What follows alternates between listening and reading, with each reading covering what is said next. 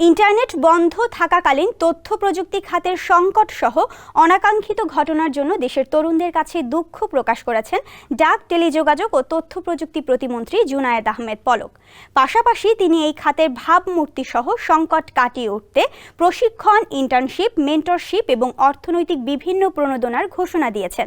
বৃহস্পতিবার সচিবালয়ে এমটপ, বেসিস, বাক্য, আইএসপিএবি, বিসিএস, ই-ক্যাপ সহ টেলিযোগাযোগ খাতের অংশীজনদের সঙ্গে সমকালীন বিষয়ে বৈঠক শেষে সাংবাদিকদের প্রশ্নের জবাবে এসব কথা বলেন প্রতিমন্ত্রী পলক। জানান, সাম্প্রতিক ঘটনায় মন্ত্রণালয় ও বেসরকারি খাত মিলিয়ে আর্থিক ক্ষতি হয়েছে 18,000 কোটি টাকা। জীবনকে উপভোগ করার সব আয়োজন নিয়ে একটি নিশ্চিন্ত কমিউনিটি লিভিং নিশ্চিত করছে রূপায়ণ সিটি উত্তরা। একইভাবে যেসব ফ্রিল্যান্সার নিজেদের তৈরি সফটওয়্যার বা সার্ভিস দিয়ে বৈদেশিক আয় করছে, তাদেরও মারাত্মক ক্ষতি হয়েছে।